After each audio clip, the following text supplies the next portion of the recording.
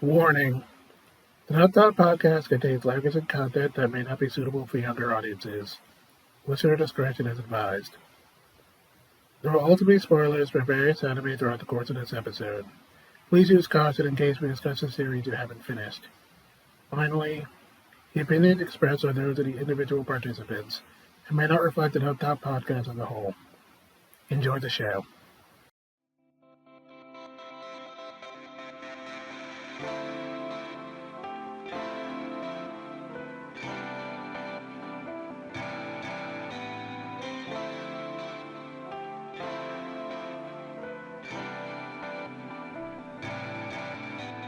Hello and welcome to Dub Talk, where a group of nerds come together to talk about the latest and greatest in anime dubs, or at least that's usually the case. But as part of our podcast 7th anniversary, we're doing something a little bit different, and we've been having retrospective episodes. Namely, the name of the game has been to go back over some old shows that we might have briefly touched on before, but didn't really have a full, in-depth discussion for, and get to have a bit of a larger discussion and reevaluate our feelings on those shows. For tonight, I'm your host, Gridjet, and I'm joined tonight by Jumbo Jackson. I'm so thirsty. And Ultra Andy. I'm ready to chuck a motherfucker in a latex suit through a town that's made out of paper mache. Yep, unfortunately our comrade Dinosaur had a bit of an emergency and is off fighting a kaiju somewhere else today, but we're trying to carry out our spirit here today. And as for what we're discussing this time around, we're going over the 2018 original series from Studio Trigger, SSSS.GRIDMAN. God, this show was 7 years ago, which does not sound as long as it should be, but then you're like, oh, that was a million lifetimes ago. I was a different person then. I think all of us were. Well, it's changed. It's one whole pandemic ago. A lot has changed. I think you technically were not part of the squad by that point, which, hey, welcome to the Neon Genesis squad. Thank you. Yeah, I think it was just a little before I hopped on that first Girls Last Tour episode. Damn. Yeah, so I remember this was back during the era where we were doing casting predictions, where we actually were like, can I actually try to calculate who's going to be in this? And we didn't even have the whole show then, which is... Oh man, I cannot believe we did this with the whole... What a thing to think about. To be young and very, very naive. Nobody even got stabbed by the time we did that recording, which... Oh yeah, by the way, spoiler warning. I mean, they did that short, which basically spoiled the entire show. What is that called again? I'm probably just going to watch that on my phone quickly. So, the origins, or like the midpoint origin story here, of how this got a revival project, was part of Japan Animator Expo. That was how we got Death Billiards. That was how we got, I think, Little Witch Academia originally. No, I think you're off. This was Me. This was Dragon Dentist. Oh! Which means I'm 2 for 2 for talking about a Japan Animator Expo sequel. Oh shit, you right. So this was Akira Akemiya.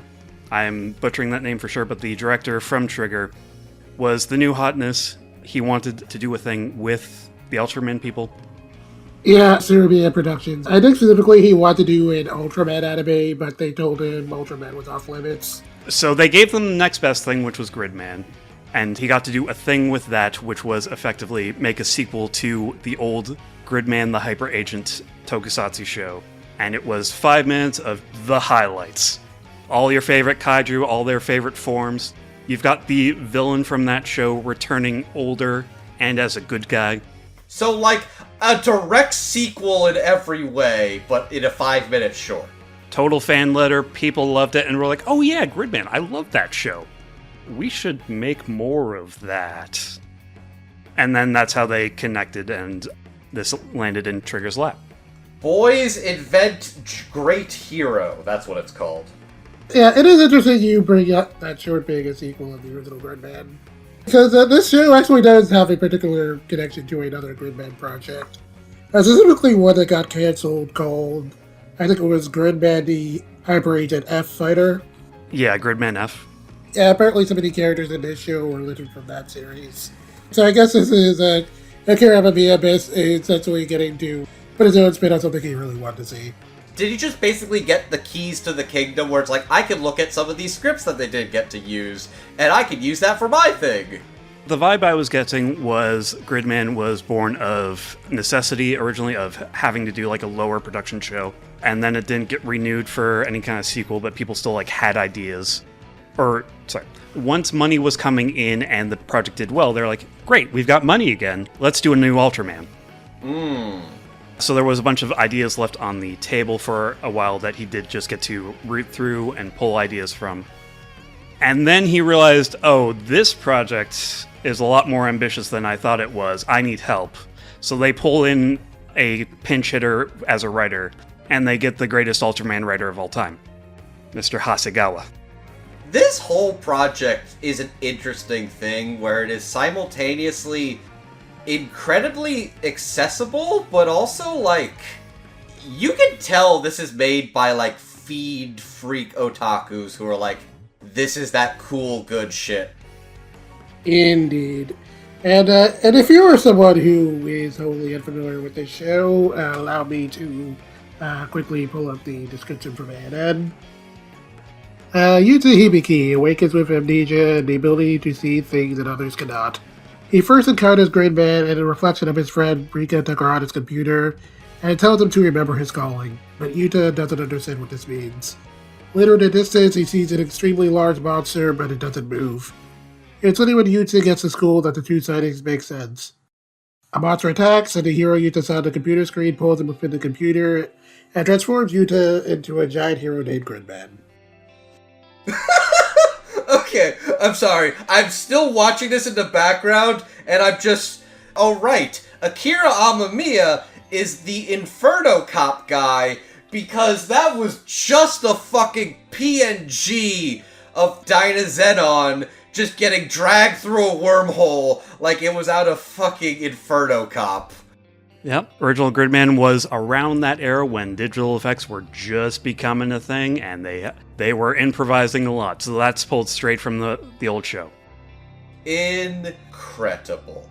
For full transparency's sake, I have not done a lot of tokusatsu stuff. I know I do not have a history of Power Rangers really as much as I believe you two have a much bigger history of stuff for at least like Power Rangers, correct? It did run on public television until I was at least 10 years old. So I got some stuff that way. And like one Ultraman series, which was dubbed into English over the original footage, called Ultraman Tiga. 4Kids dub, I don't remember it well, but it exists. And I saw it. Yeah, I think I might have seen some of that. I saw a pretty good amount of Power Rangers growing up. I think I watched like one episode of the newest Ultraman thing, and I enjoyed it, but I never got back around to the rest. And I've seen like a little bit of live action Garo, but definitely more like the animated stuff, so yeah, I'm also not a super big Tokusatsu head.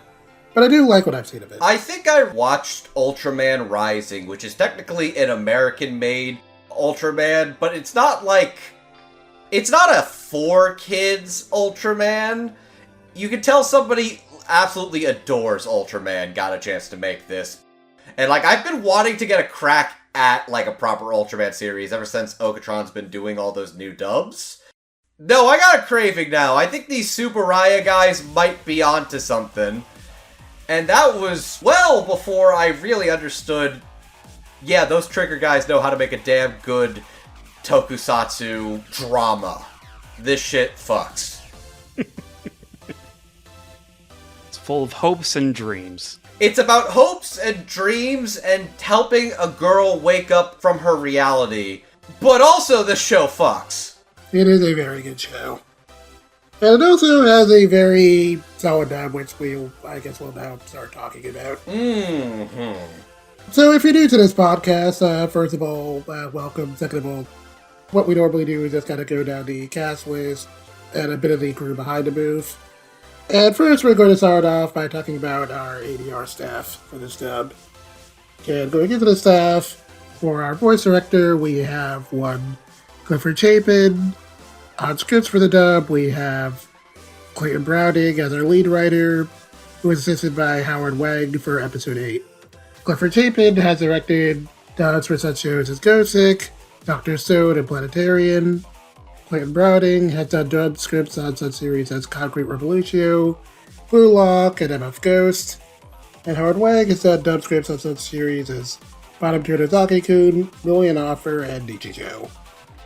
So, how do you guys feel about the stuff of this dub? I'm gonna say we are no strangers to one Clifford Chapin on this podcast. This podcast has been around long enough that we have monitored entire people's rising careers. So it's kind of fucked up to realize, oh, we've been following Mr. Chapin's acting and directing career for our entire podcast. Oh yeah, I remember days earlier. I was like, oh yeah, that Clifford Chapin guy is probably going places. That guy that killed himself to record New Game Season 1 in 6 weeks. Yeah, that son of a bitch really did do New Game in 6 weeks. That was... And we interviewed him way back when. We did one of our few interviews was with Mr. Chapin, where we talked about that. And he's like, hey, here's how I broke into the industry, people. Never do what I did. Ain't that always the way? Ain't that always the way? So, I kind of miss his directing fare because Cliff did some very interesting things with the stuff he got to work on. And honestly, this is legitimately one of my favorite dubs he's ever directed.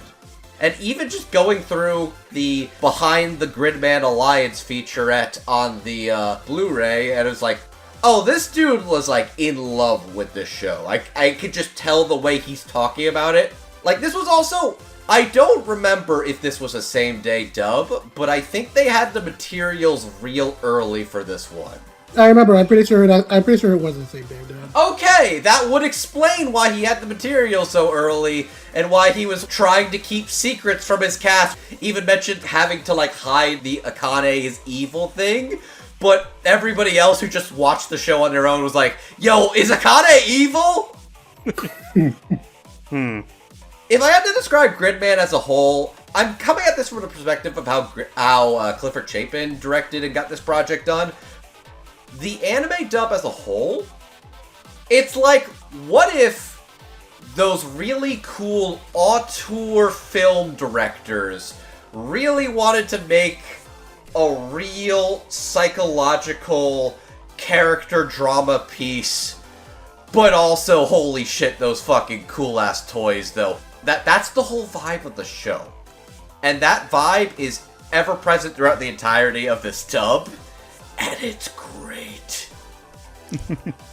We're talking like Clifford was the new kid on the block. Yeah, this is still one of his best. Partially because it was such a huge passion project for him at the time, and because when he goes into a project, he goes whole hog into a project. There's a very clear care and passion that goes into a bunch of his stuff, but also, like, he also seemed to understand and have seen Superhuman Samurai Cyber Squad? Yeah, no, this kid's a lifelong fan. He had the toys. Yeah, I think I remember him bringing that up when he first announced he wouldn't say right. He saw the hacked up Hakim Saban job of this that must have been filmed in like a month on a shoestring budget and was like, that's awesome. I'm going to carry that with me into the future and call back to that experience. Considering we are now in like a whole 4Kids revisionist history stage now, I'm not even that terribly surprised by that. Okay, I don't think we're at the 4Kids revisit history stage quite yet. I mean, if you ask the average person how they feel about the 4Kids One Piece stuff, I'm pretty sure they'll still throw something at you. I mean, One Piece, here's the thing, enough time has passed, the old 4Kids era One Piece is not even a scar anymore. We long since passed, it's been gone longer than it was around, which was like 3 years at most. 100%. I have a lot of nice things to say about the people working at 4Kids and the people working on Power Rangers. The people at the top of these looking to turn around a quick buck off of Japanese footage, less so. I think is where the revisionist history has led us to. at this point in time. I think that is a point I can agree with. But back to Cliff's directorial style. Like, this show calls for a different approach. Not to do the cliche, unlike other Gundam shows, this one's about the people.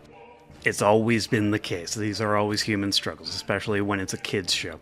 But this one has a different vibe that is not very anime. It's hitting several different tones of this grounded, down-to-earth character drama that would feel more in place if it was live action, for example. And then you get the contrast of that with the big, huge Toku fights. I say with full sincerity, if this had come out several years later, this would have been called Shin Gridman, and this would have been directed by Hideaki Anno. Yeah, absolutely. The Neon Genesis Evangelion references are not unfounded. They are not. I think is where I'm leading to with this.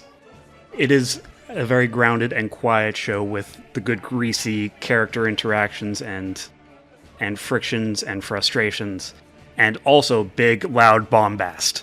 I was gonna say, the characters in the show have better relationships with their dads, and I was like, wait a second, there are no dads! And here I'm just going to bring up the really obvious point. This literally has the Genesis Evangelion composer on it, so there you go, good old Shiro Sagisu. There you go. This is Otto's perfect fantasy, there are no dads. No, this is a really strong dub, I think, for those reasons, because it's got multiple tones to hit, and a hard bit of care to hit, especially in these quieter moments, so you have to really balance that. Which also makes me want to praise the mixers on this show. Oh yeah, shoutouts to Cliff had a lot of fun working with Gino Palencia on this one. I'll bet. They're talking about, like, when they're coming up with all the kaiju sounds, Gino would come over him, it's like, yo, you gotta check this out, yo, check out this cool thing I did with this sound. It's like, oh my god, it's so sick. Yeah. All that makes me think this is really strong. Like, that's the vibe I get, like, 50%. This is the theater kids. This is the filmmakers. This is the indie directors introspective.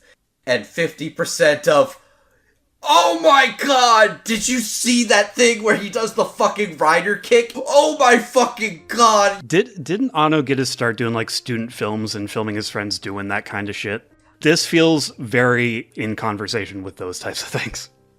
I'm just fucking around as a student, young and excited.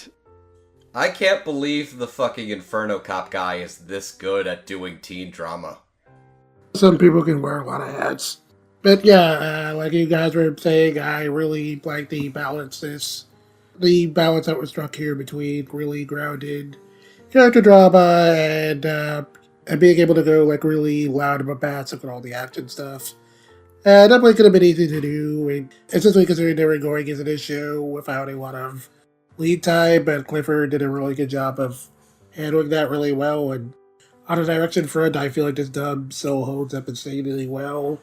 Doubly so with Clayton Browning's script. I think it does a really good job of making a lot of the dialogue here feel pretty natural in a way that fits the general tone the show is going for, while also not being afraid to patch it up every now and then whenever we're getting something with the action scenes, or I guess the occasional quip. Pretty much whatever Boris is pretty much anything to bust Utsumi's chops. That's always pretty funny. Yeah, I was gonna say there was a lot of one-liners. Having context to things to come really let them hyper-emphasize certain lines of dialogue or give double meanings to a lot of terms. There's a lot of real good, like, oh shit, what did she mean by that? There's something I must do, and it's like, oh, there's a lot of shit going on with that too. That's great. This is a cool show. That's the word I was looking for, was pensive. Ooh. In parts of the character dramas. It's real, like, uncertain, a little bit anxiety-inducing of the melancholy of liminal space and empty hallways. Especially that first episode, being very kind of quiet. And It doesn't feel right to call this angst. It doesn't even feel right to say ennui. I love pensive. That's strong. That's you get a banana sticker for that good thesaurus. Thank you. This is definitely a somewhat different take on depression than what we got in Evangelion. Very much so. We can get more into that. No, I was going to also mention that, yeah, the one-liners on this are real good. The conversation between high school students is real good.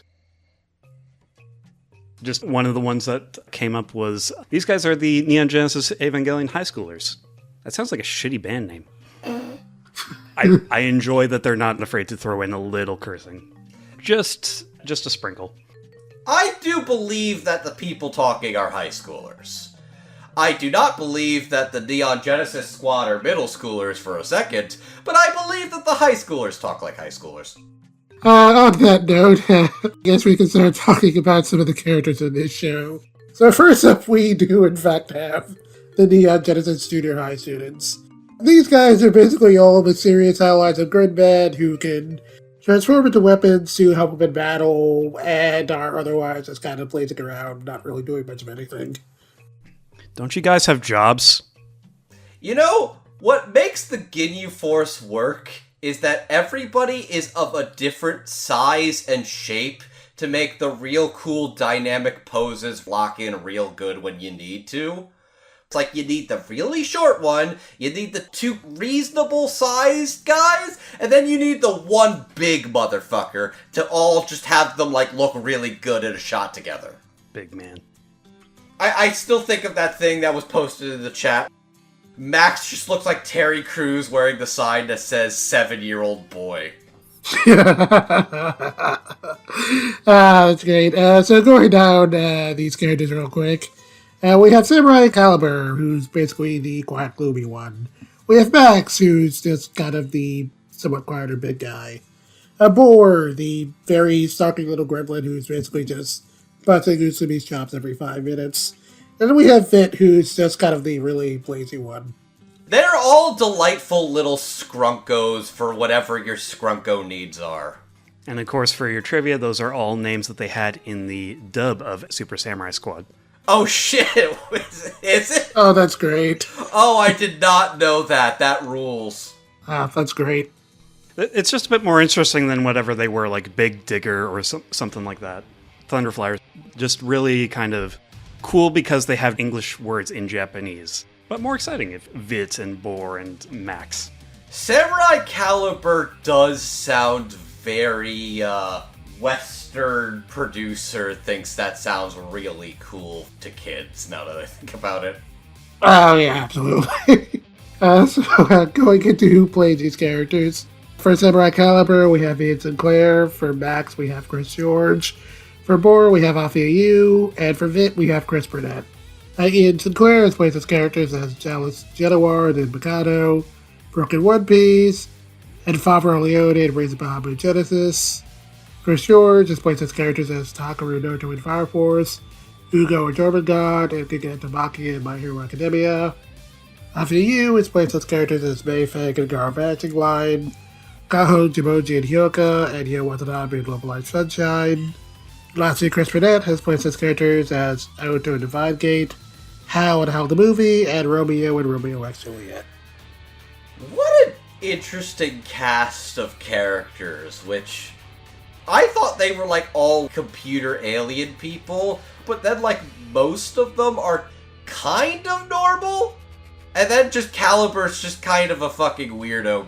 Yeah, I feel like we can start with Vit first, because like he's fun, but he kind of has the least to do out of these guys. Vit is the guy who is tired and doesn't want to be there, but I feel like he passes as the most just a guy, to where Rika's mom puts him in charge of a store for a day. It was like, hey, how much is this keyboard for? What? I don't know. if there's no price tag on it, I can't help you. Veet's the laid-back, laissez-faire type. If you aren't paying attention to him, he just kind of disappears into the background. And then you go, who, me? You guys need me to do something? I guess. That feels so real because that is just the soul of a guy who's not getting paid enough to be dealing with customer service.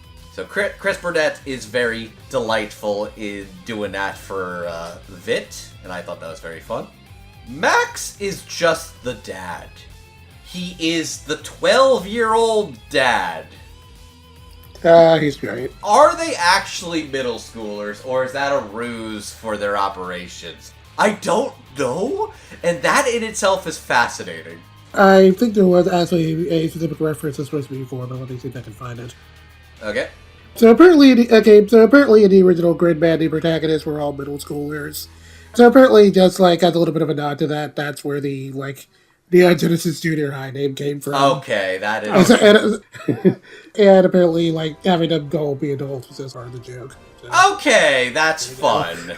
Okay, so they all are supposed to be adults, but they call them junior high as like a not. That's cute. Close enough.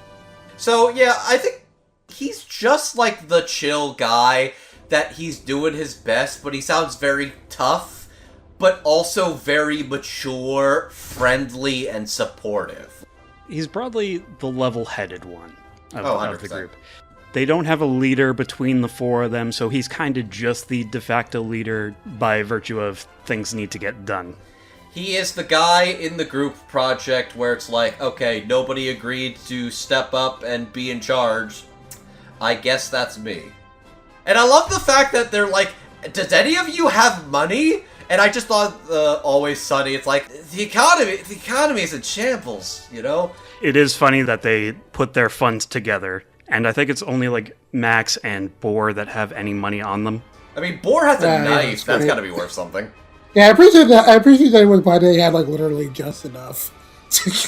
Like I was saying, that's for better or for worse, these are much more straightforward characters, but their presence is genuinely welcome in a series like this, because they're just kind of cool designs and they're hanging around, and it is always sick as hell when they do the thing and they get to show up as a plane or like a drill dozer and like a tank. It's like, it's always cool. Yeah, also, it is not lost on me that the little Trinidad gremlin is the one that transforms into a drill. Oh, yeah. Boar. Yeah, they give the Twin Tails drills. Oh, they give the Twin Tails drill. That's what you do. Fuck.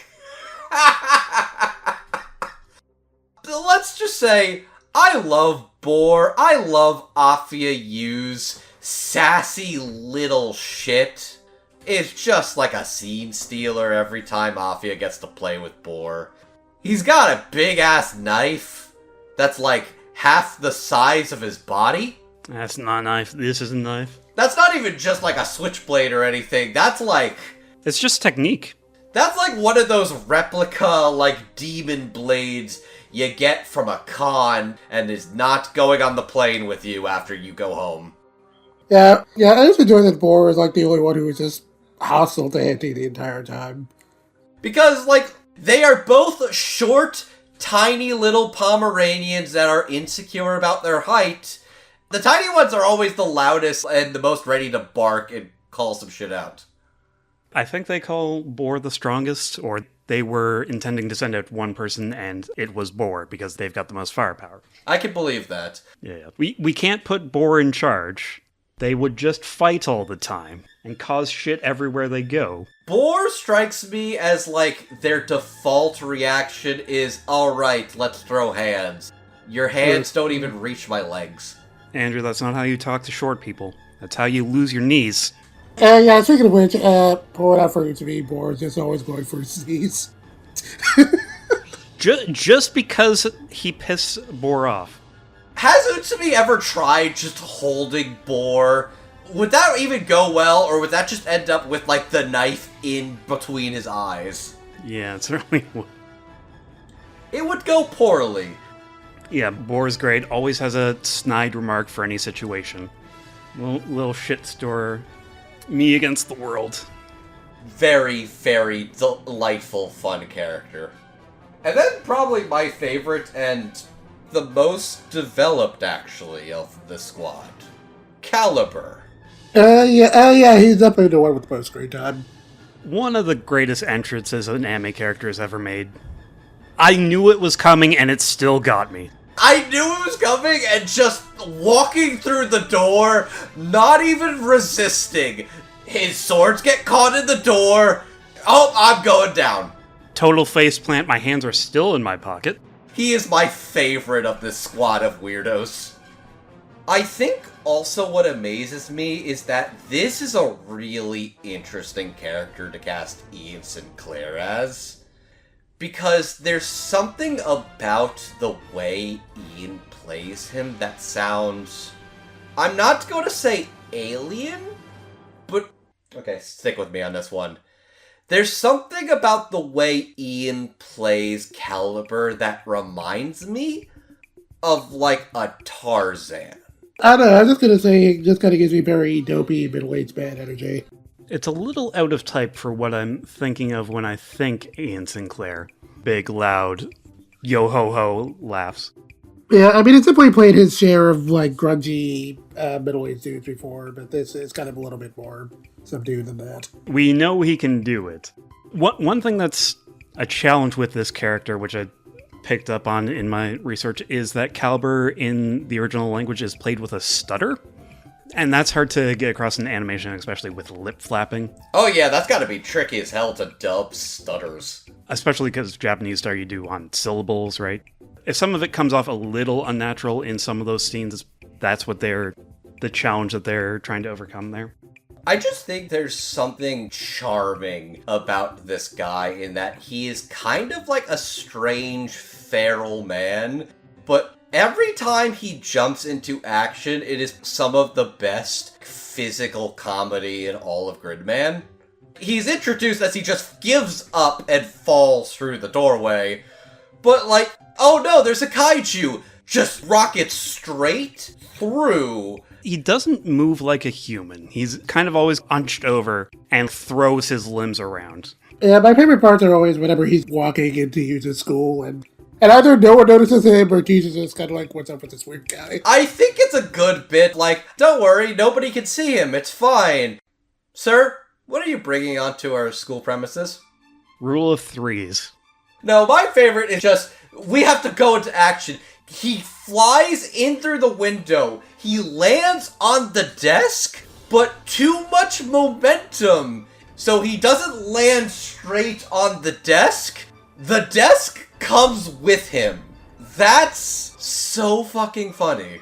It's a good bit. It's a good bit, but also surprisingly Caliber, despite being this like strange, quiet guy, has a lot of heart. Like, he's doing all these pep talks where he's trying to be there for Rika, he's trying to be there for Yuta, he's trying to ease their worries and their insecurities, and he effectively becomes like the mentor figure to Auntie as the show goes on. Being the one who's most willing to like, hey, you are a person, you have a heart, you should be better than this. You can be better than this. What's the opposite of introspective? He's very sensitive to the what's going on in other people's minds. I think you're thinking of like being an empath? I would never claim to be an empath. Fucking hell. But yeah, I think that's what allows him a lot of the times to be so successful at being a mentor. He doesn't have social skills, but he's able to cut through a lot of the bullshit. And he's here. He's not here to fight. He's going to run off again in a second. Let me get his phone number before he goes, just so we can stay in contact. We can have him in case something happens. He's got the sense of, like, let me get his number. But also, he's got, like, these great faces where everybody's like, why the hell did you do that? And he's just proud of himself. He's just, I also love that he's genuinely really proud of how far Auntie has come. And his reaction is just, like, I don't know how to describe it. It's like a drunken... The very late game spoiler of Auntie's joining the hero team. And they have this awkward moment between him and Caliber. And then Caliber just lets out this ugly snicker. This ugly laugh. It's not full-bodied, it's like a snicker. It's like all in the throat and the nose. It's like, ha ha ha ha, and it's like, oh, that's so weird and so unexpected from the weird, awkward guy. And when you want to get someone to make that noise, you get Ian Sinclair. I feel like this must have been a challenging role for Ian, because Ian is like a character you use when you need to go big or go home, and Caliber is like a uniquely subdued character with a good heart. That's just kind of weird. I could tell Cliff believed in him enough. I know he could pull this off. I could tell this must have been challenging for him. but the effort shows. Yeah, the center of the character is very heroic in a subdued way. Yeah, Caliber is a guy of few words, but he really managed to make that work. He's basically the heart of the team. I think he does a really good job of getting that across. Even without little Caliber tends to talk in most situations. I think the Sutter thing you mentioned is interesting because I guess now if I really think over his performances, it's not necessarily a Sutter, but Caliber is maybe kind of like pausing over his words a bit. Maybe that was a attempt to replicate that, and if that was the case, I think that worked really well. Like a Star kind of shows like a lack of confidence, but it's more so that he's holding himself back a little bit, not trying to butt in, trying to give the teenagers space for the most part. I think would be my interpretation. And then it broadly goes away towards the end of the show, so he's integrated with the group and doesn't need to do that anymore. I just think Caliber is neat. Okay, how do I describe this? Samurai Caliber is like a very specific, tired, messy, scraggly adult man that a bunch of lesbians would be hyper fixated on. I see where your mind is. I was going to say that he is a samurai for a reason, because this is kind of the wise wandering samurai type of archetype. Maybe it's the suit. He feels like he would be in Yakuza.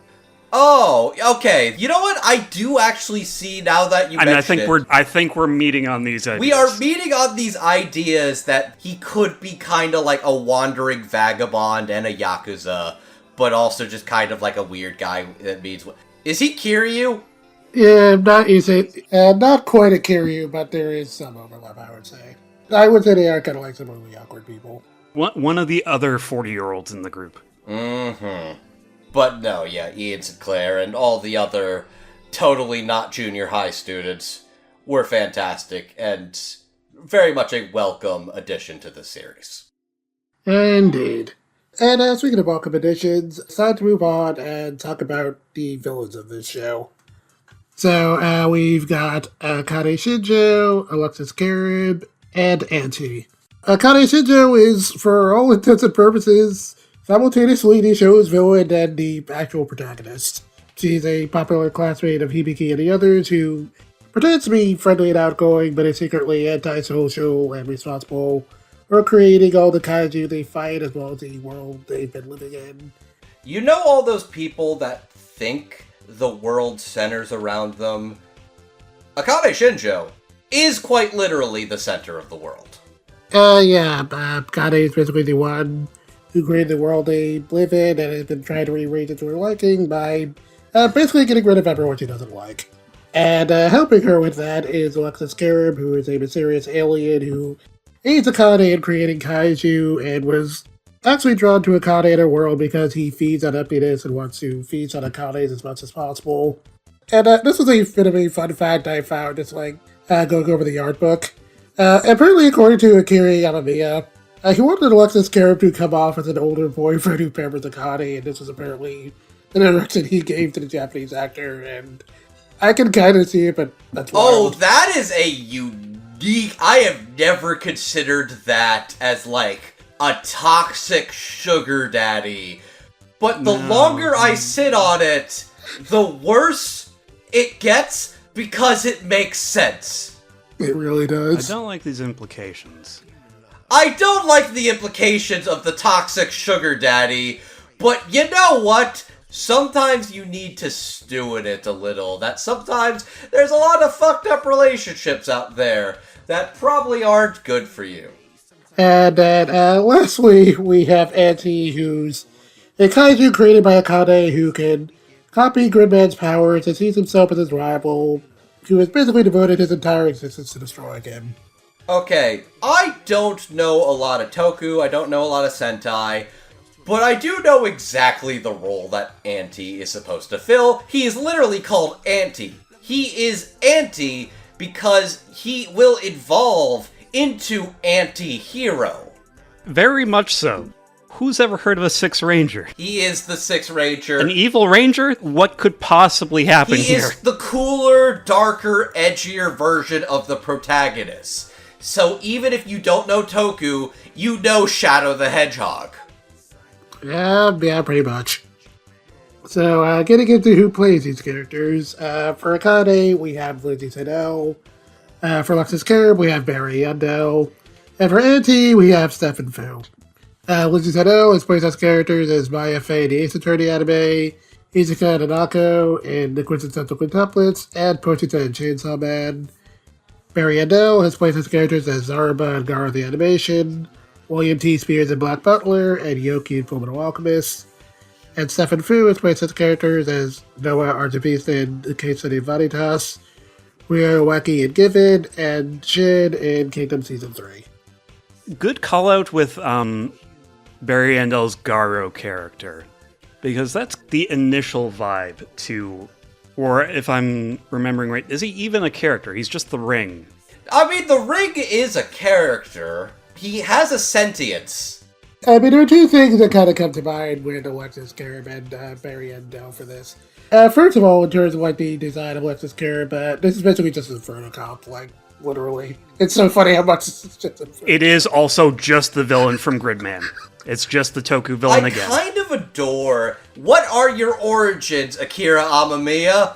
Oh, right. Inferno Cop. He did Space Patrol Lulico, which just had another Inferno Cop. And not only does he have another Inferno Cop, he also has Rika's mom wearing Midari's, like, eyeball earring. The alien with 3 eyes, and they gave her an eyeball for an ear. I love that. I love that so much. Just because there's no other place to talk about it, apparently in Japanese, Rika's mom is, in fact, played by Mayumi Shintani, so... Of course she is! Of course she is! It's a Trigger show. They have to fit her in somewhere. It's in her contract.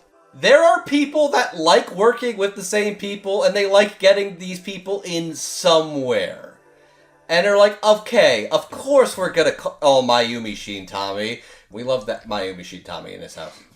And this is the era where Trigger's pumping out a lot of shows in a row. Like, Lulico was just before this. Little Witch Academia is probably just after this. We've had all the stuff that was in Lulico. Trigger's got another short in the Japan Anime Expo called Death and Violence. Sex and Violence with Mach Speed! I forgot about Sex and Violence with Mach Speed. It is exactly what it says on the tin. This team loves to work together. This team loves to work together, and they love the callbacks to all this weird shit. And they're a bunch of fucking nerds. There's so much, right? Like, they're calling back to their own stuff, and they're calling back to the old Gridman stuff. You asked me before to look into the Transformers stuff, and it's just pages and pages of forum posts. I will give you one, and you will have to find the rest on your own. Akane Shinja's character design is based on Shattered Glass Optimus Prime. Directly from the comics, directly from the toys. If you look at Amamiya's desk, it's just a bunch of these toys that made their way into character designs. It's a cool design, too. So, guess what? Space Patrol Lulico, they weren't able to get Rochelle Heger back from the Little Witch Academia dub in Space Patrol Lulico. But guess who played her in the Lulico dub? Anastasia Munoz, who's also Rika's mom. Because Clifford gives a damn. Yeah, they knew exactly what they were doing there.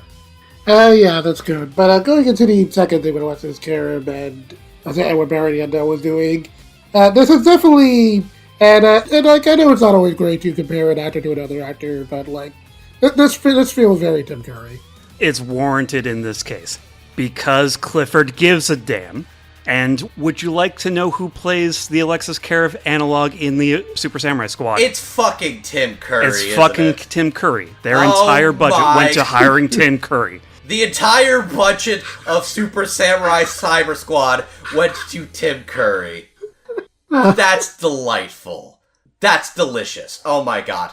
Delicious as all of the fucking ham Barry is eating. Oh my god. If I had to describe it, the word foppish comes to mind when I think of Barry Yandel as Alexis. Regal, holier than thou ham. He is a horrifying being. he is otherworldly. Even in a strange world, he feels wrong. Next to Akane, interacting with these other characters, he feels wrong when he walks into a Chinese restaurant in the most threateningly casual intimidation scene I've seen. It was like something out of a fucking Tarantino movie where it's like, I'm God, and I know you're Gridman. Alright, let's go get Chinese food.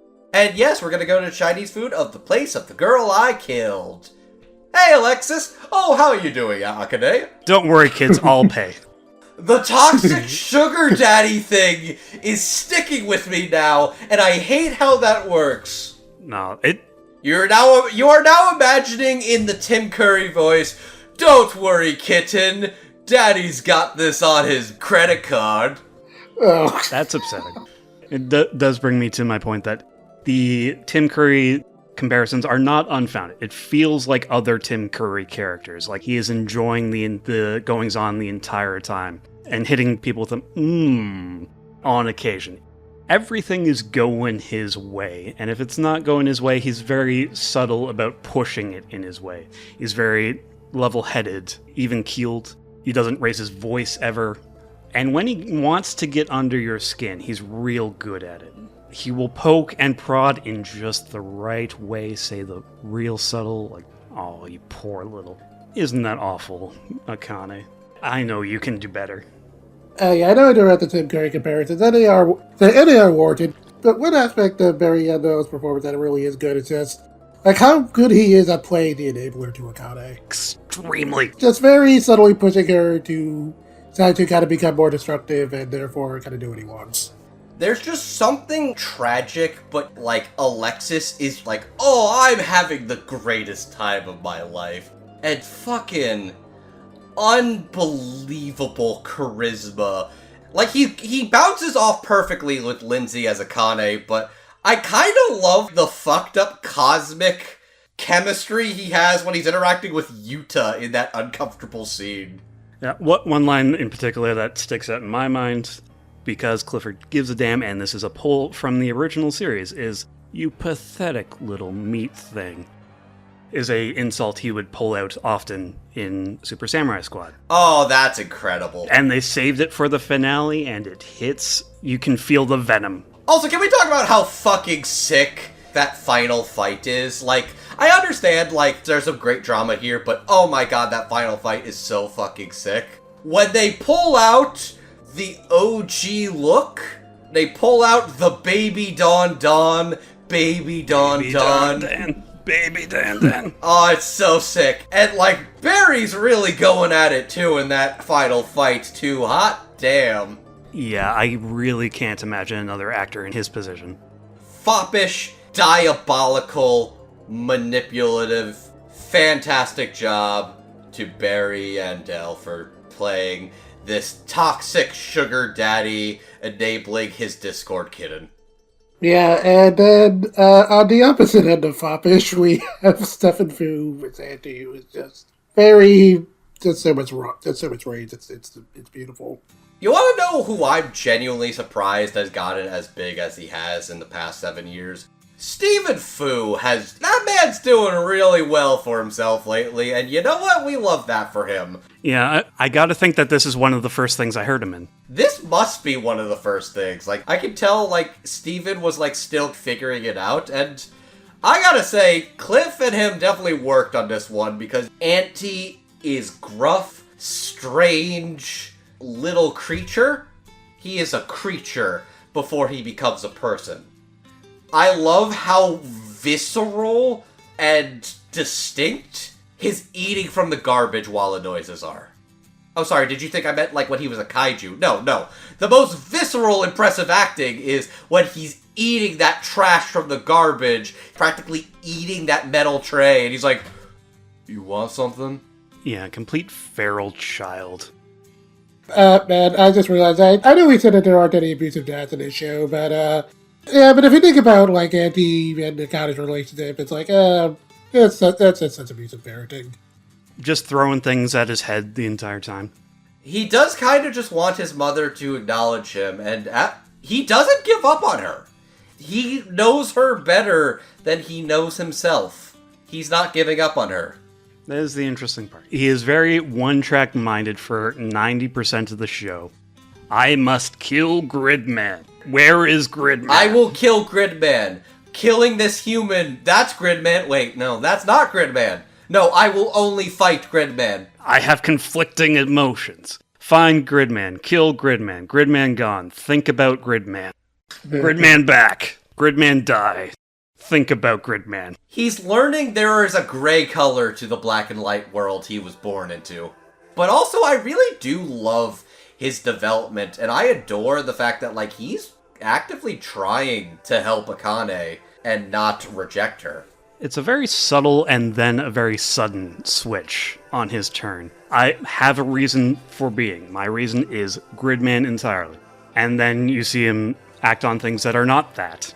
Reaching out to Akane. I'm going to use the word acting as her shield, acting as her knight. Acting as her knight. Gives her his scarf at one point, gives her an umbrella at one point, because she's cold, she's a human being, she needs help. He knows she would hate for him to be a white knight, so she's like, I will not be your white knight, I will be your dark knight. I will be your grid knight. Yeah, it is interesting that he cannot reject Akane.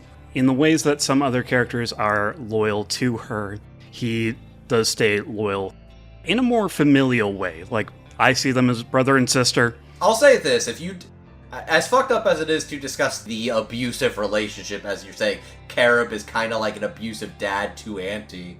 It's almost like he's trying to help his own mom get out of a bad relationship. Yeah, by the end there, certainly. I could see right through you, Akane Shinjo. Like, he's good at being a feral, violent creature, but also he's got the cool hero moments, and, like, over the course of, like, a whole season, he grows up into a real developed character, and as we see, becomes a much more prominent character. He spends all those fights copying Gridman's ability, and then he accidentally copied his having a heart. Yeah, I really do like his development and the way he grows from being that angry little feral child into becoming a bit more thoughtful, but even so, I really do just love him as a little angry feral child. Just so many good screams and reactions, like whenever he just really wants to fight Gridman. It's part of the thing that I was going to mention with the NGE high middle schoolers as well. When they are in battle mode, the vibe does shift. He becomes less gruff and more quippy, more battle ready. Oh, it's you again? You know it! Yeah, I do appreciate after a certain point he's really just kind of more of a nuisance than anything else. He's just kind of there. It's like, oh hey Auntie, we thought you were dead. Pull up a chair. The vibe and the confidence changes a lot when they are transformed, when they've henchioned up and become huge. So it sells more of that bombast. The real good clincher on that arc is "You're late, Gridman," from him as Knight. Like, I'm really kind of impressed at what Stephen Fu manages to do with what seems like a pretty standard, simple character and really fleshes him out in a big way. So, none of us want to be the one to break it. Alright, who's gonna do it? Yeah, Akane Shinjo. Yeah, I think this is still probably my favorite Lindsay Seidel performance. Oh, this is the best Lindsay Seidel performance of her entire career, bar fucking none. Oh my god. I've got the Nendoroid in front of me. I am also 2 for 2 for shows with Nendos that we've done. So one of the interesting things that was, like, pointed out to me on the Gridman Alliance featurette thing was that Lindsay Seidel, she came from a film background, which film is a lot more subtle, it's a lot more realism, it's a lot more, like, natural aesthetic and performance when you're trying to capture that. Anime probably goes a lot better with theater acting, because it's loud, it's expressive, it's resonating out through the entire stage. Loud, hot, fiery emotion. So actually, this does seem like it is a good fit for somebody with a film background when you've got a lot of complicated, bitter-filled, subtle emotions that Akane has to go as she's going through it. Yeah, and I think the thing I really appreciate about it is that, like, that on the surface, Lindsay's doing kind of a very stereotypical, very moe cutesy voice. And that is definitely kind of the vibe Akane wants to give off in public. But there's just something quite not right about it, something that feels just a little bit artificial, and I really do appreciate the way Lindsay gives that off. And as we learn more about Akane and how much of that is a front, it just kind of it's just really beautiful to behold. It really adds so much to the performance. It's genuinely incredible. There is so much of Akane that comes through every single time she is on screen. She is larger than life, she is sweet, she is pretty, she is popular, and that is all according to design. She has effectively designed herself, her world, to be everything it could be. Everybody loves her, everybody wants to be her friend, anybody that causes problems can be gotten rid of. It's perfect. Until the mask starts to slip. Yeah, there's those moments where the back starts to slip that are really great. That's like, the first moment where we get tipped off to something not being quite right with Akane when we... Oh, it's the volleyball on the fucking hot dog, where you feel like, hey, oops, sorry. Pregnant pause. Yeah. Oh, they're fucked. Yeah, there's that one. There's the whole thing where they're like going to the mixer and then like afterwards, she's like, oh, I have to go home. It's my curfew. Right. And just kind of see her just like pressing that elevator button that sticks with me. It's like, sorry, we'll see you later. This sucks. Yeah, it's the bit right there. This sucks. Like the venom in her voice. Also, the what the hell's wrong with these old dudes? Yeah. That real under your breath. The turning of the switch, oh god, I gotta get out here and kill these guys. I can't wait to kill these fuckers. I also kinda love how much the camera loves Akane going insane. Like, I love how she bumps into her teacher. It's like, oops, sorry about that. Walks away as you get that fisheye lens stare of hers. I was like, oh. Yeah, I don't know. I know it's always kind of a little bit of a touchy subject whenever you're talking about fan service and how it's kind of, used in media and whether or not it's really necessary. But I think it is kind of interesting in the case of this show and the way they use it with Akane. Because when you remember that this is a character that kind of views herself as the center of the universe, I think the way in which they kind of choose to frame that makes that kind of interesting. What if the camera loves me? What if the camera clings to me? I feel there is some meta commentary that one can be made about the camera literally following her in the swimsuit as she is on a mountain of garbage. They knew what they were doing. Environmental storytelling is everything that is Akane Shinjo's bedroom. It's all glass cases of kaiju memorabilia. It's mountains of trash. You cannot see any of the floor. Her glasses are cracked. Her cell phone is cracked. Her monitor is cracked. Everything is cracking. Well, yeah, because she keeps throwing shit around. She keeps throwing shit around, but she's ready to crack at anything at the moment. Anything not going their way, she would be punching a wall or destroying property. Yeah, they are absolutely aware of what they are doing with the fan service. Does tone down later. It does tone down later, but also, this is not a kill situation where I have to say, is there a point or is it just horny? The answer is both. Right. The answer, has a point and it is also horny. I don't know where this I yes and a joke one time and I become the feet guy. I don't know how this happened. I main jury in Street Fighter 6. Akane in this show is not helping the allegations. The show knows what they're doing. I also think that Lindsay is trying at times to be seductive, especially towards Yuta. I am a mere man of flesh. It's extremely effective. She does it towards Utsumi as well, too. One line that has stuck with me since I've seen this show is, "This pillow smells like Hibiki." Oh, God. She lays down on his bed. She's come to his house, to his domain, to either get him to join her or declare war.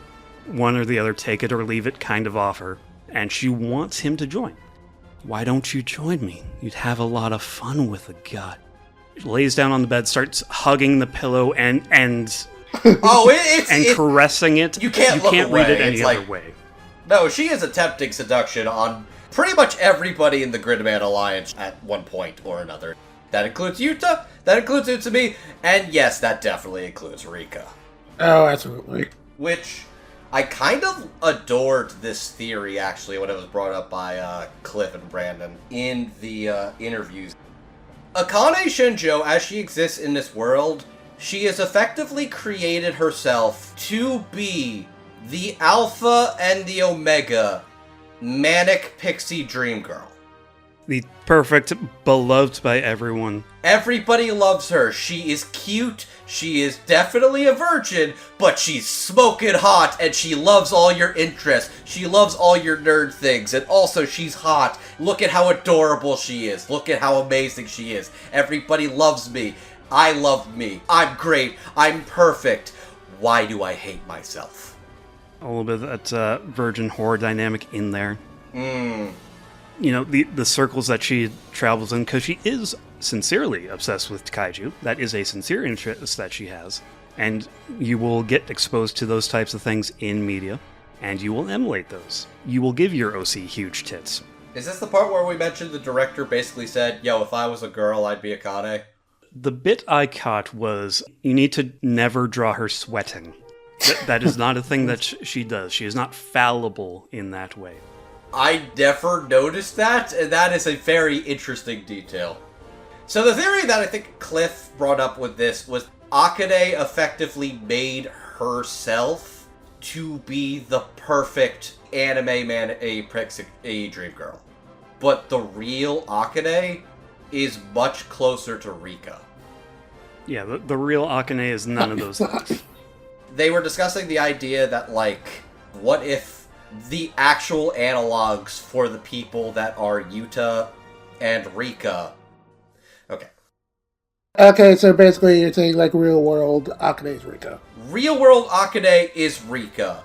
Real world Akane cannot trust that, cannot believe anybody can love the real her. Does not think she is worth it. It's basically like doubt and imposter syndrome and self-loathing, where it's like, I know nobody could really be like that for me. What if I made the perfect girl like that for him? But Yuta rejects that because, no, I don't need the perfect woman. I want the Rika.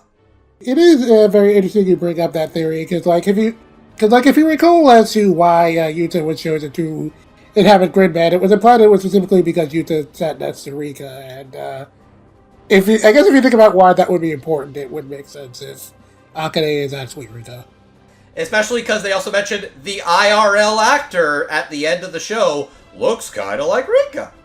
And also has the keyboard, which the keyboard's in the junk shop. I was like, oh shit, they're actually spinning. Oh, god damn it. Anyways, let the record show, even though that is a decent theory that I am following, that does not discredit Akane and Rika Yuri, because what is more Yuri than learning to love yourself? Just saying. Yeah, the theory I was going off of is there had to have been some inciting incident, and it seems to be related to this trinket that Rika is toying with throughout the show. This bus pass or transit pass. There is some promise that is yet to be fulfilled. It seems like they were either middle school friends, or Akane had just moved to the city, and they just had a dumb falling out, from what I'm inferring. Mm-hmm. It's just, now we're in an awkward spot. I don't know how to deal with this awkward spot. I need to invent a imaginary world where I can't escape this awkward situation, so I can escape into this world and fix it there. And things are still going wrong, so she's like, alright, do-over time. Let's hit episode 9, let's try this all again.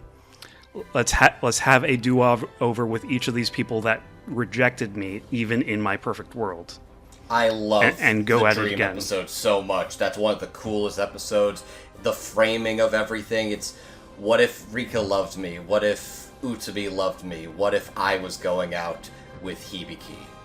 What if everything was perfect? What if I was the exact ideal that they all wanted and everything was perfect? Yet at the end, they know it's not real because they know she's not being real with them. In the dream world, Akane is a lot more flirty, which was another thing that was keeping the illusion alive. And I love, like, her kind of falling apart. Because Gridman's trying to wake up all three of them, but you also see very clearly her running past the train. Gridman's trying to wake her up in the real world, too. Yeah, Gridman exists on the periphery of vision in all those shots. You think you see something, you turn your eyes, it's gone. Oh, it's so cool. In that shot that you're talking about, there are shots from the real world, like Gridman superimposed on the real world. It's so cool. I love that so much. What do you do when you are in these awkward social situations? You've got depression, you've got anxiety. You can't escape. Create a world where you can escape to. You can't escape there either. You have to wake up. You have to confront your feelings. And you just got to put yourself back out there. If it's your fault, you apologize, you move on. You need to give yourself grace, you know? They were talking around Akane later in the show, and the idea that she had escaped the world of the gods, and what that means exactly. Whether that makes Akane weak or sensitive, I think the show falls on the side of, she's 16, dog. She's just a sensitive girl. It feels like there's a lot of life lessons to be gained from watching this show, and advanced from a kid's show that was just handing out morals at the cusp of the digital age. Yeah, no, straight up. I love this show because so much of this does so much with Akane Shinjo as a character. It's incredible. It's still just as good, if not better, watching it. And I cannot believe we got away with doing an episode where we did not even have anything close to a full picture. We're like, oh, she's cool and kind of crazy. We didn't even have the dream episode when we did that episode. No, this is the main character. This is the main character, and, like, this is why I'm glad I'm doing this recording again with you guys, because there's so much to dig into. I adore Akane Shinjo as a character. She's complex, she's cool, she's got a great design, and this is legitimately the best Lindsay Seidel performance I've ever heard. I gave her a dubby all those years ago. I fucking stand by it all these years later. This woman is a great goddamn actress. They got the perfect actress for Akane Shinjo. Absolutely the best performance in dub, bar none. Yeah, absolutely. And with that, we're going to finally move on to our final characters of the evening, the Gridman Alliance. So we've got Yuta Hibiki, Reika Takarada, Shiro Utsumi, and of course, Gridman. Yuta is a boy with amnesia who finds himself brought to the Gridman and decides to help defend the city from Akane's kaiju. Rika is a classmate of Hibiki's who's close friends with Akane and finds herself getting roped into his battle against the kaiju. Utsumi is Hibiki's best friend with a crush on Akane and is also really into kaiju and Ultraman. And Gridman is a warrior known as a hyper agent who has come into Akane's world in order to fulfill his mysterious mission, which turns out to be defeating the kaiju and ultimately trying to save Akane from herself. They're all good kids. They're all doing their best through extraneous circumstances. Like amnesia. And being the best friends and maybe crush of the kid with amnesia. So, playing Yuta, we have Brandon McInnes. Playing Rika, we have Joel Harris. Playing Utsumi, we have Greg Ayres. And playing Gridman, we have Robert McCollum. Brandon McInnes has played his characters as Strophi and Akuma-kun, Ganasagiri and Dr. Stone, and So War and Mashal, Muscles and Magic. Joel Harris has played his characters as Sulana Mercury in Mobile Suit Gundam The Witcher Mercury, Noel Silva in Black Clover, and Yuzuria in Hell's Paradise. Robert McCollum has played his characters as Goten in Dragon Ball GT, Justice in Eden Zero and Shinobu Setsu in Yu Yu Hakusho. Greg Ayres has played his characters as Ganta in Deadman Wonderland, Onigiri and Erigir, and just because I felt like this one is extremely relevant to tonight's conversation, Kaoru Yamazaki and Welcome to the NHK. Because he's basically just playing that character again. God damn it. I don't know NHK, but he seems a little better off than that guy. Okay, yeah, he's better adjusted than that guy, but it is basically just him gotta play that archetype again. No, actually, you know what? We should probably start with Gridman first. I'll be honest. If there's one performance I did not give enough credit to the first go around, it was probably Robert McCollum as Gridman. It's not that I think he's a bad performance at all. It's just that, ironically enough, Gridman is a very simple character. But credit needs to be given to that simple character and also making it sound convincing at what that character does. Because you know what? Gridman is a superhero.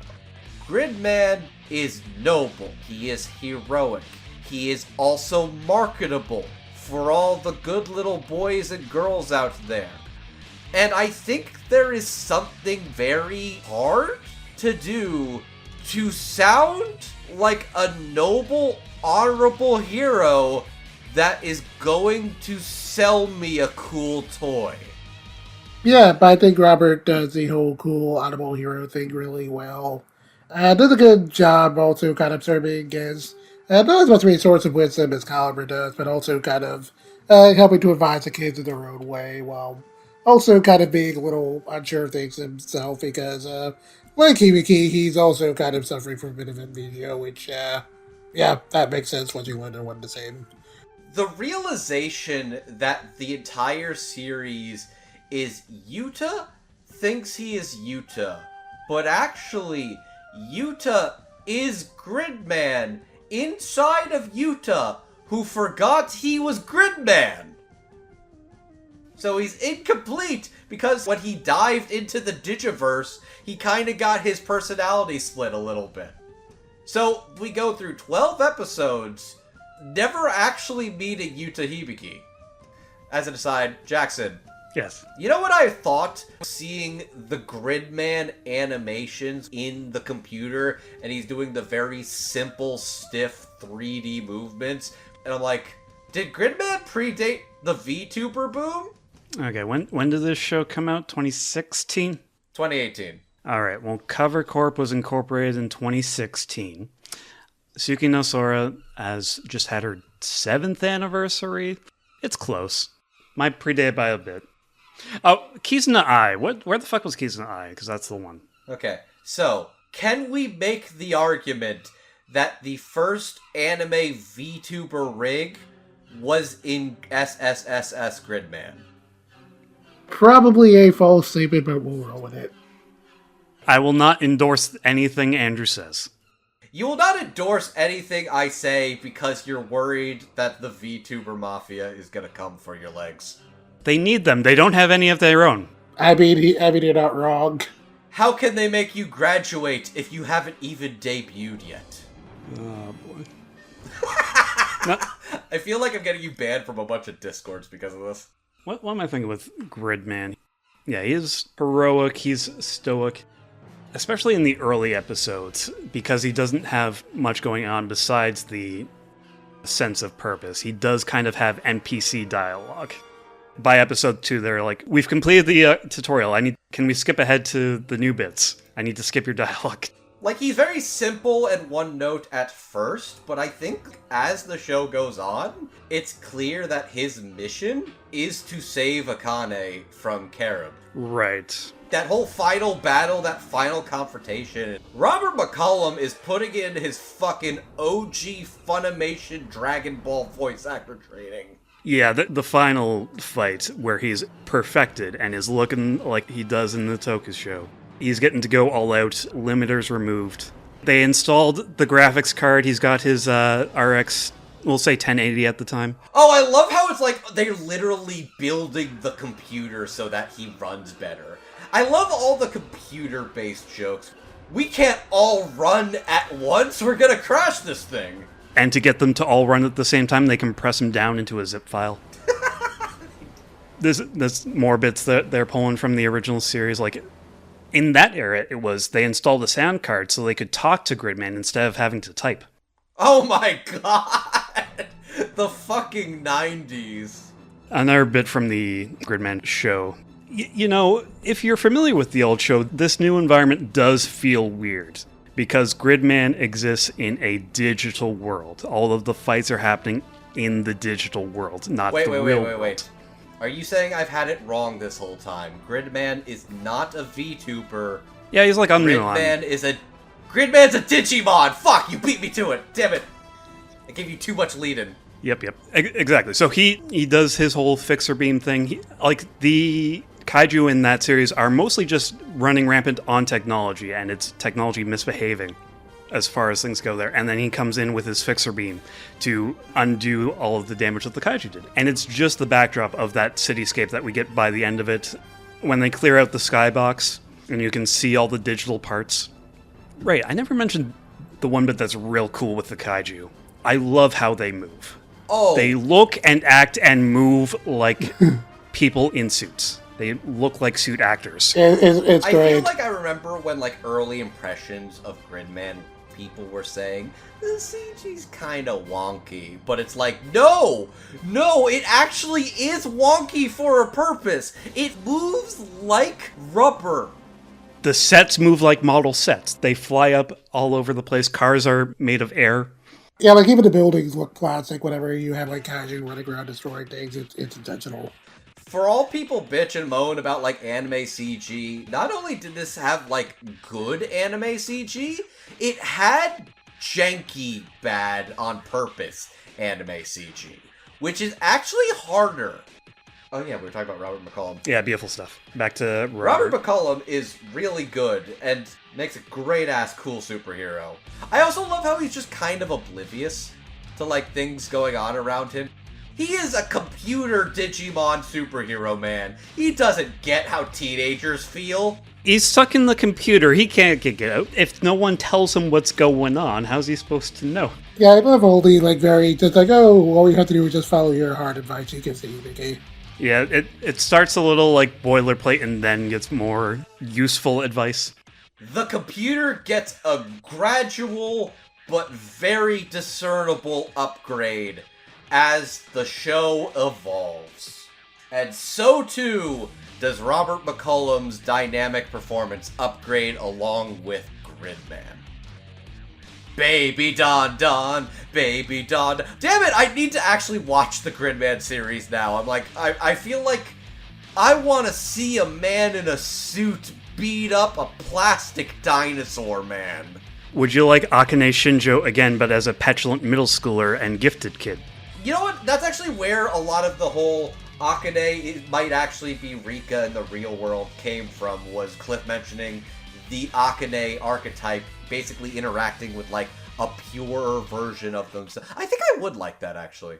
And then you can see all the references that they snuck in all over the freaking place that we have not even talked about. Oh, actually, Jet, you were the one that told me. Can we throw in what the SSSS means? Yeah, I believe it was signature to save a single soul. Gridman's Super Samurai Cyber Squad mission is directly to save Akane Shinjo. We'll hide the real meaning behind this acronym, and we'll use our reference to Trojan Horse in the real meaning of the show. It fucking rules. It's dumb, but it's clever. It's so dumb, it's clever. God, that's the Trigger way, isn't it? That's the Gainax school of thought. It's so dumb and on the nose that it loops back around to being clever. And speaking of nerds, I guess let's talk about Utsume. Greg Ayers is a great actor that I think got pigeonholed into a lot of very specific characters. Utsume is just kind of a good dude. It actually kind of threw me off at first to hear Greg Ayers talking, deeper? Okay, to be fair, at the time, I had not seen Beck Mongolian Chop Squad. Yeah, it's hard to say that Greg Ayers has range, but he's really good playing within his range. Yeah, you can pick out Greg Ayers really easily, but he's really good at what he does. I really like him here, and I really like Utsume, because, he's a fun character who also kind of sucks, but in a way that's, pretty believable. He's a fuck-up in very relatable ways. He's also an otaku in, he's a well-adjusted otaku guy. He literally gets the manic pixie dream girl throwing himself at him, and he's like, Wait, actually, this is kind of wrong. This is too good to be true. This would never happen to me IRL. I have to wake up from this dream. That's a little sad, a little it's funny. It's a little sad, but he's not even like, aha, I'm gonna dig in that. He's like, I actually would have liked if this was real. Yeah, at the same time, though, I do appreciate that, like, part of his introduction and how he kind of describes, like, oh, Akane's one of those girls who's, like, too unapproachable. And there's no way I would ever have a shot with her. And, like, the next time Akane is brought up, and it's like, oh, you have a thing for her, don't you? And he's like, oh, well, I never said I didn't. I also do kind of like, for better for worse, him being the guy who has the lore knowledge is the biggest detriment to the show, because he's the one who's like, I've seen all these Japanese A's Toku things. What if those were really humans we were fighting all along? And it's like, oh, you actually put him in mortal danger because you put the idea in his head. You put a dumb idea in his head. I both love and hate the fact that he just, like, never explicitly owns up to that. I do like the fact that he's kind of a stubborn, emotional idiot, but, like, I believe that a kid in these situations would act like this. He feels like the best friend who actually is trying to be there for his friend, while also being a guy who likes otaku stuff in a way that feels real and not... We've seen anime. If I say the word pervert otaku, you will have at least a couple of the go-tos in your head you'll think of. You'll have a couple Greg Ayres characters in mind. The reason I brought up his Welcome to the NHK character, this is just a significantly less extreme version of that. Okay, Utsumi is a Greg Ayres character. He's not a Greg Ayres character. I'm glad we had this well-rounded conversation. He's a little bullheaded, but his heart's in the right place. The Utsumi being an otaku is a good vehicle for getting ideas out there. It lets Super Raya advertise the Ultra series and make references to it a whole bunch. It's just like one of my Japanese Ultramans. It also lets them acknowledge the tropes of the genre, and then affirm them, or in most cases subvert them. Like at one point they mentioned, episodes without the kaiju are kind of boring, and it's one of the more interesting episodes. And then it lets Utsumi bring up all of the philosophical questions that get raised in these scenarios, and they can ruminate on those ideas and be like, that doesn't apply here. Things like, what if kaijus were human? And then they get down the line and it's like, oh, well, Auntie's here, and he's a kaiju, but he's also a human. Huh, how'd that work? He is meant to establish a trope and then have that trope be subverted. But I gotta say, gents, I'm proud of us that none of us have called the show a deconstruction, because we're not, like, knobs on the internet. We've compared it to Evangelion, which is just as bad, but we've couched it in something else. They are literally called the Neon Genesis Junior High. Like, they welcome the comparison. Yeah, but again, this is a show that feels very much in conversation with Evangelion and trying to, like, deconstruct it. Fair enough. We have Utsumi, the kind of sort of pervert. Dude is actually made of stone. Like, if a pretty girl grabbed me by my love handles, I would fold in an instant. Like, I look at him dealing with hard mode Akane Shinjo coming onto him, and it's like, you know what? That's impressive on you, man. You're doing fine. You'll be okay, man. You turn on the Otaku Trivia King Riz. He does fuck up at one point, for sure, and asks Akane to tell him her 5 favorite albums. That's a faux pas. He's well-adjusted for his age and has room to go. He's not going to end up in college as a NEET. This boy's going to be just fine. And you know who also is going to be fine? His best friend, Yuta? Yuta is going to be fine, but also we are not talking about Yuta. We're talking about Gridman, who is wearing Yuta. And now you're all tongue-tied and turned around? Is Yuta Hibiki the VTuber persona for Gridman? I guess. You're hurting me. I'm hurting you! I'm asking the questions that you're too scared to ask! Well, when Roman Reigns comes out as The Undertaker, or John Cena is doing the Fiend bit, then we can talk. Is Yuta Hibiki Akane Shinjo's Ochi?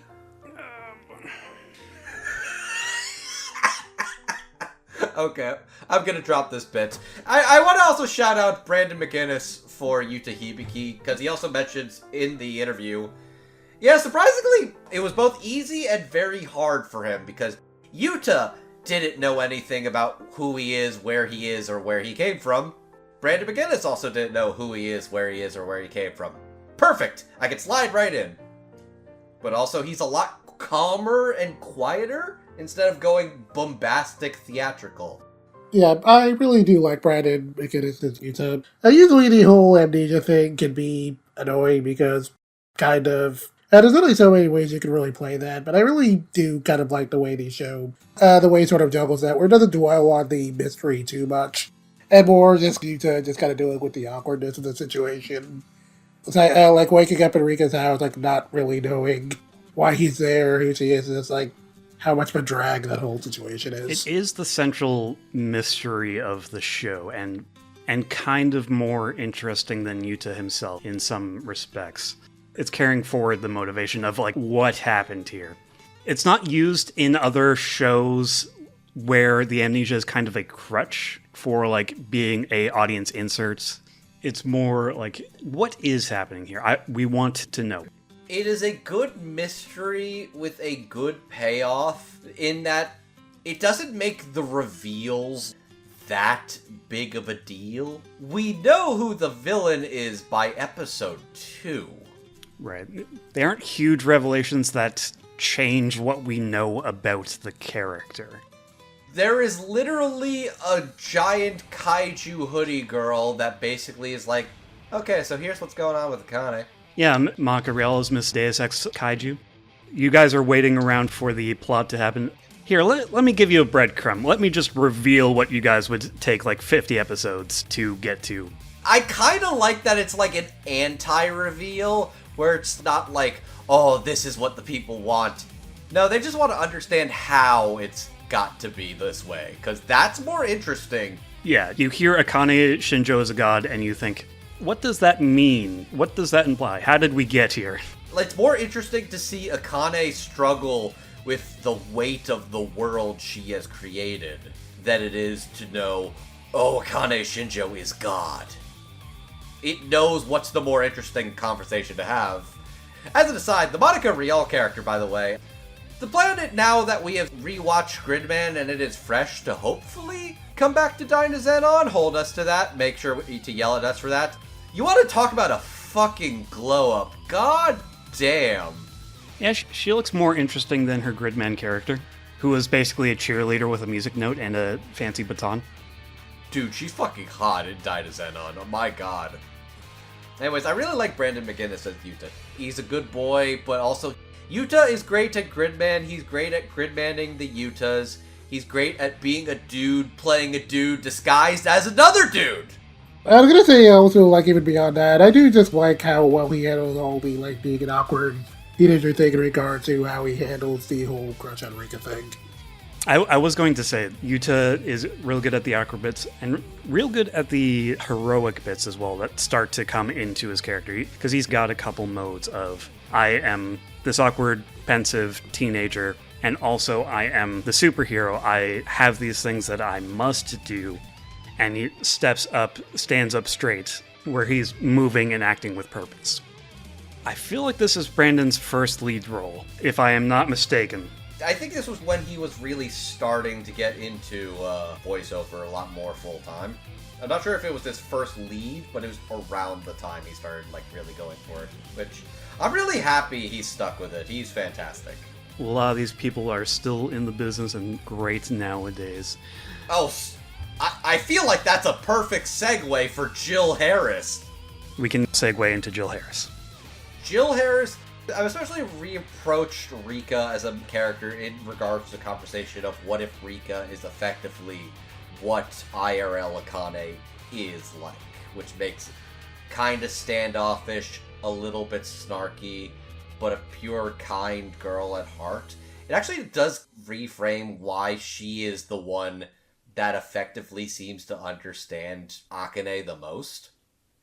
Like, she recognizes, we were having a conversation about, like, what is Akane Shinjo, and Rika is the one that points out she's sensitive, which is not something you would normally think in a situation like that.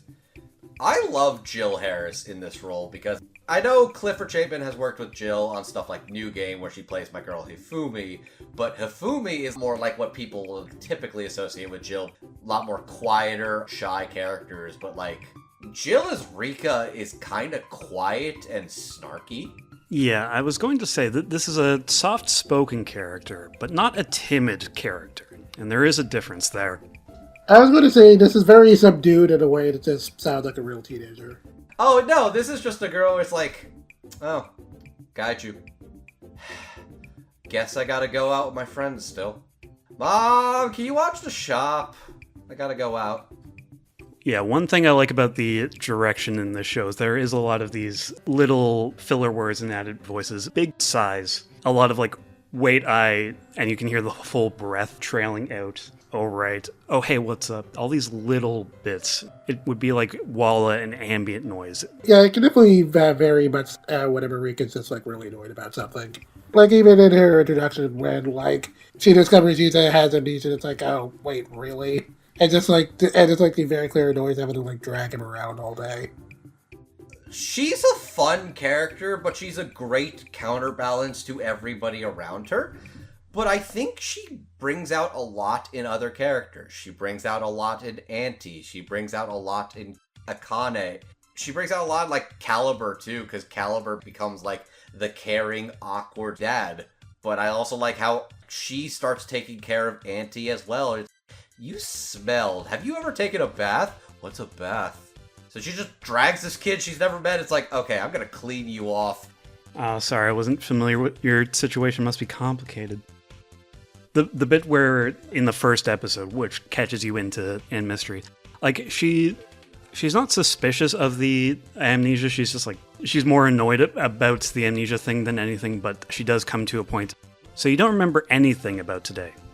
If you're lying, you really suck, you know? And that's one of those lines that sticks with me, and they really don't ever circle back to, which implies to me that before the amnesia thing went down, that there was a love confession between the two of them, right before the camera started rolling. Yeah, definitely the two. There was probably something going on there before the amnesia happened. Would explain why Gridman entered Yuta right next to Akane. Would explain maybe Akane trying to drive those two apart. If, like, I'm going under the impression that Rika was a real person to Akane, and she's trying to have a do-over in her perfect little world. And the way to fix that, first off, is to put a wedge between the person that took Rika away. So your impression is less the metaphorical Rika is her and more... I don't think it's a matter of loving yourself. I think it's a matter of, I fucked up this friendship. I need to fix it somehow. That is not metaphorically Yuri. That is just Yuri. Mm-hmm. It is kind of fascinating that this show ends where, like, Rika is fully there for Akane, and the last moment is saying goodbye and telling her it's gonna be okay. I don't want you to go. My greatest wish is for you to stay and never leave. Let's both hope that wish doesn't come true. Oh god, that is a good line. That's some good writing. That's a great line. Oh god, that's such a good line. It's like, I don't want you to go, but I hope you never come back.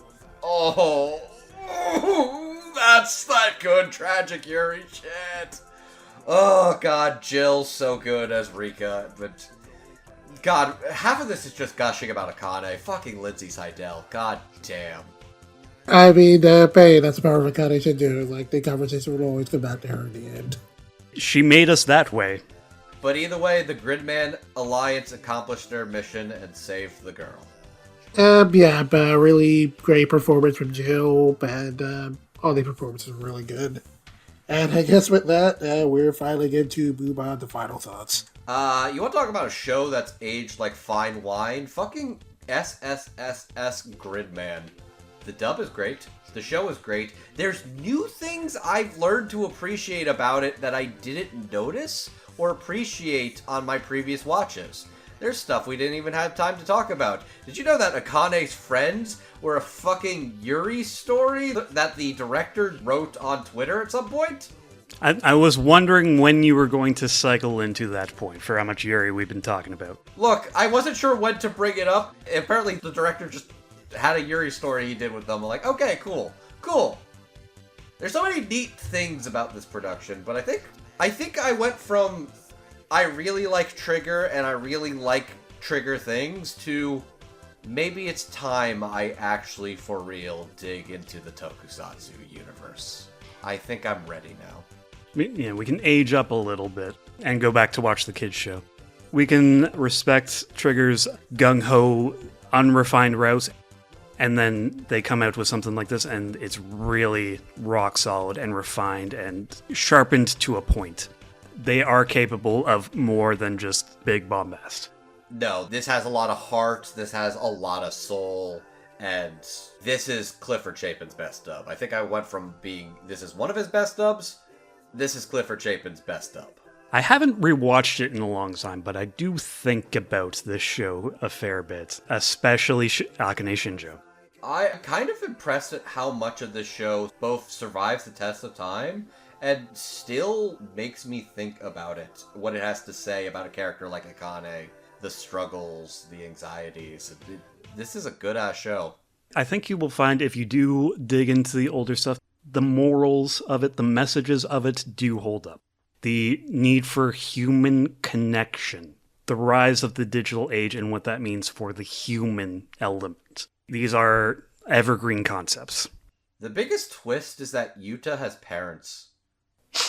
The show ends with his parents coming home, and I'm like, oh, they're real? They really were just on a business trip, we swear. Fucking crazy. I did have a revelation in the last couple minutes. Akane Shinjo's a big world is too much for me. So the seminal Square Enix DS game called The World Ends With You is also really good, and you should play that game. And its moral is exactly that. Your world is as big or as small as you make it. Your world ends with you. Well said. Jet. I was really into the show the first time I saw it, and coming back to it, I think I love it even more. I just really like everything it does. I love its atmosphere. I love the direction. I love a lot of the storyboarding. Really fantastic looking show. I really love the exploration of Akane's character. How the show handles depression, the value of human connection. This is really a lot going on, and what could have been a very straightforward Toku homage, and they made something really ambitious and stands the test of time. It's a really beautiful show. If you haven't seen it, it is absolutely worth checking out. And the dub does a really good job of handling all the material. It's really well directed, some really solid performances, and with some career highlights for actors like Lindsay Seidel, and really good localization. It's just a really good time all around. I really cannot recommend this show enough. Gentlemen, I would like to say we have behaved ourselves really well throughout the whole episode, so I think it's about time. Crunchyroll, for fuck's sake, dub Gridman Universe! Fuck!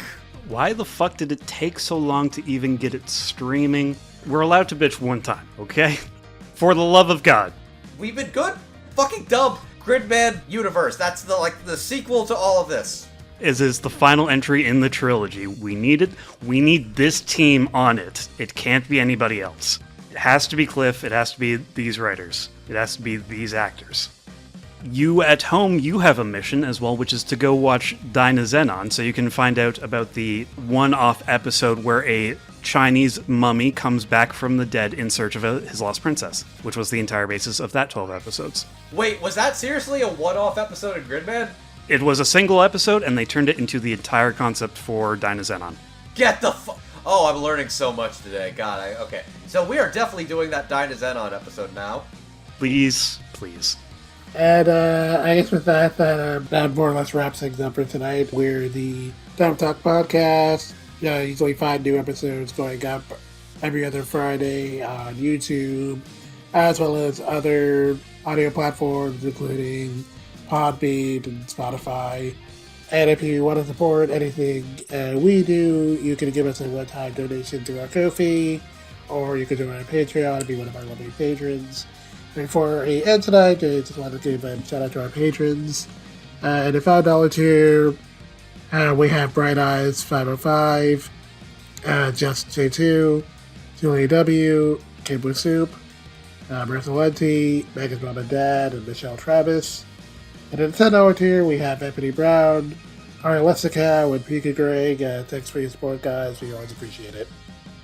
And is there anything that you two gentlemen would like to plug? Where can the people find you? Hi, my name is Andrew, aka Classy Spartan. You can find me over on the tweets and the blue skies at classyspartan.bluesky.social and MangaMan9000 over on the Bad Place, which basically exists to promote the show. And basically, my nice clean room is Blue Sky. My grody, messy, trash-filled kaiju bed space, that's the Twitter account I have. You can also find me over on 30 Resolutions Podcast O&A, where I talk about the latest in anime news with my buddy Jet here. Jet, thank you for having me tonight. Uh-huh. And where can the people find you, Jackson? I am on Twitter and Blue Sky, both at 9clawtiger. I suppose I could plug a VTuber I've been watching lately. I am not a feet guy. I'm not into feet. This is a great segment. This is slander. If Bonnie Barkswell gets 5,000 more subs, she will show feet. You know, I am in a great mood. You can't bring me down. One of my favorites VTubers has finally come back off hiatus after unfortunate incident. And that's Roka Rorin. She is a real good singer. She has a cover out of The Pretenders from a couple months back. It's real good, both angelic and very rock for this rock VTuber. That is my plug. I just subscribed to the Bonnie Barkswell just to help out in your crusade of seeing VTuber feet. You're welcome, buddy. Thanks so much. Anytime. And I guess that's for me. I'm Jet, and you can find me on Blue Sky, about to find Nega, where I'll usually just be talking about anime or comics or TV or I guess whatever is going on in the world. You can also find me on my blog on Nerdy Biz, where I will sometimes write about Shonen Jump stuff if I feel like it. As Andrew mentioned, you can also find me on Real Resolutions Podcast O&A, Shooting the Breeze about anime news, and you can also find me doing freelance reviews on Anime News Network.